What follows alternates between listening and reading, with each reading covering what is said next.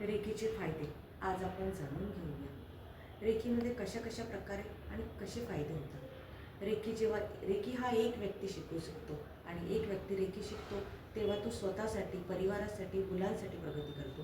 स्वतःमध्ये काही दोष असेल, रोग असेल, कुठे त्वचारोग असेल, मायग्रेन असेल, कुठे शरीरात दुखणं असेल, त्रास असेल, हृदयाचा त्रास असेल, या सगळ्यांवर रेकी काम करत असते.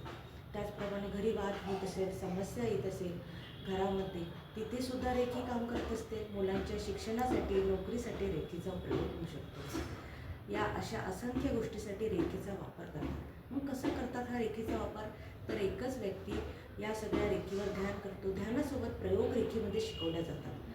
कसं करायचं? जसं घराला रेकी द्यायची आहे तर होम हिलिंग करावं लागेल.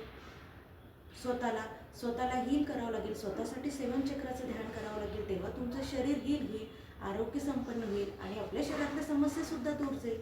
मुलांना रेकी द्यायची आहे तर त्यांनासुद्धा रेकी द्यावं लागेल.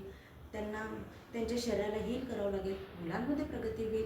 कधी कधी आपण रेकीमध्ये प्रयोग केला जातं, जसं रेकी कॅन्डल शिकवलं जाते, होम हिलिंग घेतलं जातं, बिझनेस हिलिंग घेतलं जातं, त्याचप्रमाणे पिलर्स केले जाते. अशा प्रकारे वेगवेगळ्या प्रकारे रेकीमध्ये तुम्हाला प्रयोग सांगितले जातात. पाण्याला कशी रेकी द्यायची, जेवणाला कशी रेकी द्यायची आणि या रेकीचा असा सुंदर प्रयोग आहे. नक्की रेकीशी जोडा आणि आपल्या आयुष्यात आनंदीमय जीवनाचा मार्ग घ्या.